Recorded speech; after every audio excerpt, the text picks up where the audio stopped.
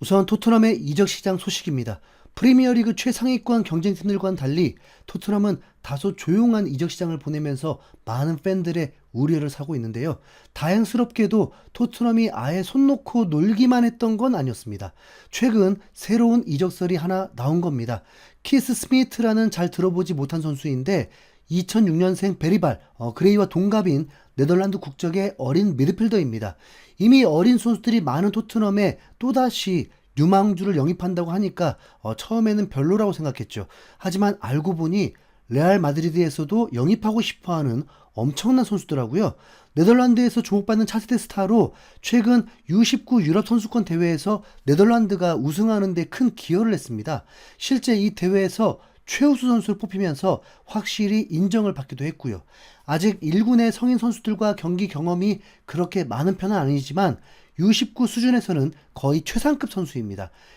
U19 UEFA 유스 리그에서 경기를 하면서 바르셀로나와 레알 마드리드를 이기고 우승까지 했거든요. 이때 스미트를 본 레알 마드리드가 반해서 영입 대상으로 고른 듯 합니다.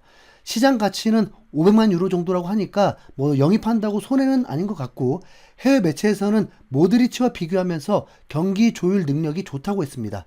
최근 영국 매체인 TBR 풋볼은 토트넘이 키스 스미트를 노린다고 했는데, TBR 풋볼은 토트넘 스포와 첼시가 네덜란드의 젊은 스타 키스 스미트를 쫓는 팀들 중에 일부라고 단독 보도했다. 스미트는 6월에 역사상 처음으로 유럽 타이틀을 차지한 네덜란드 U21팀의 중심이었고 대회 최우수 선수로 선정되었다. 이 네덜란드 선수는 미드필드 어디에서든 뛸 수 있으며 수석 특파원 그레임 베일리에 따르면 네덜란드 축구의 왕관의 보석 중 한 명으로 여겨진다. 알크마르는 이번 여름에 스미트를 지키기 위해 경쟁해야 하며 토트넘과 첼시가 선두에 있다라면서 스미트의 이적설을 전했습니다. 스미트의 인터뷰를 보면 아무래도 경기 출전 시간이 가장 중요한 것 같은데, 토트넘은 베리발과 그레이, 무어까지 어린 선수들을 많이 기용했었잖아요. 이런 모습이 분명 어필이 될 수 있겠죠. 그것보다도 살짝 짜증이 나는 건 최근 토트넘이 영입하려는 대상마다 같은 런던 클럽인 첼시가 끼어든다는 건데요. 가장 최신 이적 소식인 스미트 영입설은 물론 웨스트햄의 쿠두스 영입에도 첼시가 끼어서 경쟁자 노릇을 하고 있습니다. 실제로 해외 토트넘 팬들 사이에서도 첼시 탐욕을 욕하는 여론이 강하고요. 왜냐하면 이미 첼시는 이번 이적 시장에서 무려 6명의 선수를 영입했기 때문입니다. 포지션도 다양한데 골키퍼 1명, 수비수 1명, 미드필더 2명, 공격수 2명을 영입하면서 벌써 1억 4,600만 파운드를 썼습니다. 한화로는 2,700억이 훌쩍 넘는 천문학적인 이적료 지출이 있었죠. 가장 이름값 높은 선수로는 브라이튼 출신의 주앙 페드로를 6천만 파운드에 영입했습니다. 그런데 여기에다가 또 쿠두스 영입도 뛰어들고 유망주 스미트 영입까지 하려고 하다 보니까 토트넘 팬들도 짜증이 폭발한 게 당연합니다. 토드 볼리라는 미국인 구단주가 부임한 이후에 첼시는 2조 2천억 원이 넘는 돈을 이적료로 계속 쏟아붓고 있습니다.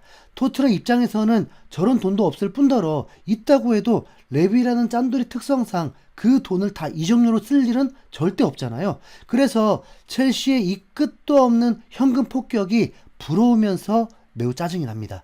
첼시가 6명의 선수를 영입했다는 건 이미 여러 명을 영입했으니까 더 이상은 추가 영입을 하지 않을 수도 있다는 말이지만, 다르게 생각하면 첼시는 돈 걱정 없이 선수들을 더 영입할 수도 있다는 증거로도 볼 수 있기에 참 답답한 거죠. 적어도 토트넘이 쿠드스와 스미트는 영입에 성공하길 바라봅니다. 한편 토트넘의 이번 여름 이적 시장에서 가장 중요한 인물은 따로 있는데요. 다들 아시다시피 캡틴 손흥민입니다. 현재 토트넘에서 가장 베테랑인 동시에 가장 인지도도 높고 스타성이 있는 월드 클래스 선수가 바로 손흥민이잖아요. 그렇기 때문에 국내외 할 것 없이 모든 언론들이 손흥민의 거취에 주목하면서 뭐라도 좀만 얘기가 있으면 달려들어서 대단한 소식인 양 기사를 쏟아내고 있죠.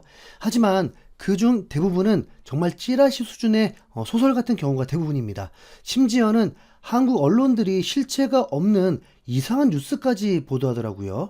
어제부터 많은 한국 매체들에서 팩트체크도 없이 썼던 기사인데 시작은 어디였는지 모르겠습니다. 그런데 그 내용이 중요하죠. 손흥민에게 매우 큰일이 난 것처럼 공통적으로 복사 붙여넣기 했던 내용이 뭐냐면, 토트넘 전담 기자 알레스테어 골드는 2일 프랭크가 손흥민과 만나 미래에 대해 결정을 내렸다. 프랭크는 다른 팀이 손흥민을 영입할 수 있도록 승인했다. 프랭크는 손흥민이 토트넘에 남는다면 조연 역할을 맡을 수 있다는 점을 분명히 밝혔다라는 어처구니가 없는 내용입니다.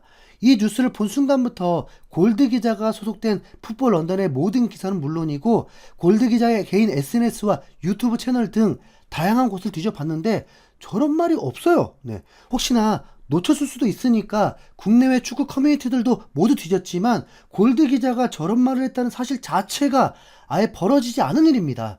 골드 기자가 아닌 다른 이상한 사람이 저런 말을 했을 수도 있겠죠. 그러나 어쨌든 저 기사의 내용은 틀렸습니다. 일단 손흥민은 출국도 안 했거든요. 비밀리에 출국하지 않는 이상 손흥민의 출국 소식은 모든 뉴스에 도배되면서 언제나 큰 이슈가 됐습니다. 그런데 출국 소식이 전혀 없어요. 그러니까 한국에서 쉬고 있다는 거겠죠. 그럼 프랭크 감독이 한국에 들어와서 손흥민과 저런 대화를 나눴을까요? 당연히 아닙니다. 토트넘에 새로 부임해서 다음 시즌을 위해서 프리시즌을 준비하기도 바빠요. 손흥민이 휴가를 마치고 토트넘에 복귀해야 비로소 프랭크 감독과 대화를 나누겠죠. 이를 증명하듯이 오늘 풋볼 런던에서 골드 기자가 쓴 새 기사가 나왔는데 여기에 이런 내용이 있습니다. 토트넘의 일부 선수들은 토요일에 복귀하는 한편 지난달에 A매치 경기를 소화한 선수들은 다음 주부터 훈련장으로 복귀할 예정이다. 그 중에는 프랭크와 대화를 나누고 싶어하는 주요 인물들이 포함되어 있다. 바로 주장인 손흥민과 부주장 로메로다. 두 사람 모두 클럽에서의 미래가 불확실하며 프랭크 감독이 자신들을 위해 어떤 생각을 가지고 있는지 앞으로 무엇을 하고 싶은지에 대해 대화를 나누고 싶어 할 것이라면서 앞으로의 일정을 공개한 겁니다. 골드 기자에 따르면 손흥민의 토트넘 복귀는 빨라야 다음 주라고 하니까 손흥민이 프랭크 감독과 이미 만났다는 건 명백한 가짜 뉴스로 확인됩니다. 사실 정답은 이미 나와 있거든요. 토트넘이 8월에 한국에 오는 게 확정된 이상 방한 행사가 끝나기 전까지는 손흥민의 거치에 대한 확실한 정보가 공개되지 않을 확률이 매우 높습니다. 그리고 손흥민이 사우디 프로리그로도 가지 않을 거 거의 100%라고 보고요. 네. 그 근거는 손흥민의 인터뷰입니다. 2023년에도 손흥민의 사우디 이적설이 터지고 수많은 언론에서 이를 다뤘습니다. 그때 손흥민은 선배인 기성용의 말을 인용하면서 대한민국의 주장은 사우디 리그에 가지 않는다라는 메시지를 분명하게 전달했습니다. 프리시즌에 공식 기자회견에서도 사우디 이적설에 대한 질문이 나오자 어이없어 하면서 이렇게 말했죠. 거기 가고 싶었으면 지금 여기에 나는 없다. 분명히 돈도 중요하지만 난 축구하는 걸 사랑한다. 프리미어리그에서 뛰는 일을 꿈꿔왔고 아직 할 일이 많다. 네. 유로파리그 우승으로 손흥민이 다 이뤘다고 토트넘을 떠날 거라는 사람도 있지만 손흥민이 자기 입으로 직접 말했잖아요. 네. 프리미어리그에서 뛰는 걸 꿈꿔왔고 할 일이 아직 많다고요. 네. 웬만해서는 손흥민이 자기 발로 토트넘을 떠날 일은 없을 것으로 보입니다. 계약이 만료된 이후에는 몰라도 말이죠. 손흥민에 대한 가짜 뉴스가 더 없기를 바라면서 이상 흰수염고리였습니다. 감사합니다.